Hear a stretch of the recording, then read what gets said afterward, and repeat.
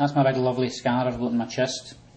The reason I've got that scar is because I've had 3 open heart surgeries in the past. I've got a problem with an aortic heart valve and it's had to be sorted a few times. When I had my operations, I got them done through the NHS, which is Britain's National Health Service, which is a free point of need healthcare system. It is funded through national insurance contributions, which every worker in Britain pays for through their wages on a PAYE system.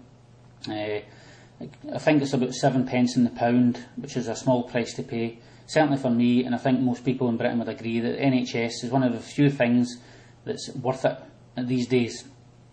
I see that Barack Obama's trying to bring some similar healthcare system into America, because apparently there's a lot of folk in America, around about 50 million, who don't have private healthcare insurance.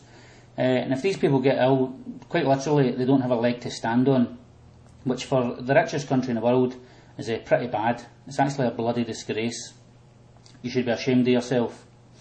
I also see for the media that there's a lot of folk complaining about Barack's proposed reforms, and it seems to be people who can afford private health insurance who obviously forget that rather than pay a premium to a private healthcare company, they could pay a tax of similar value. Only then everybody would benefit instead of just them. And they seem to forget also that the private healthcare companies will do everything in their power to get out of providing the service that these people have paid for.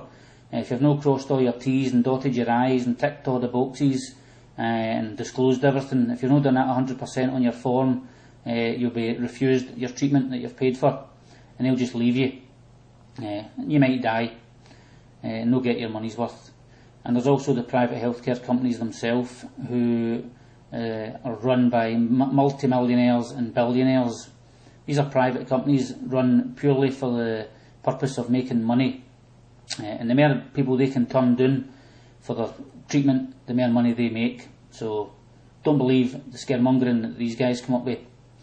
I think everybody in America should go with Barack on these reforms. I think it's the best thing that could happen to America. I also think Barack himself appears to be a good guy.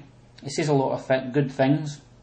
Whether he can deliver on everything is another story. He's got a bit of a mountain to climb because he's been left in a bit of a bad situation by the previous administration, and I'll use banker guys. But if you can get these proposed reforms up and running and get a free point of need healthcare system, you would all reap the benefits for it. I know how good the NHS is in Britain, and I think something similar would be just as good in America. I think you should be stupid not to go for it, and I think you should grasp it with both hands. Okay, that's just my thoughts. See you later.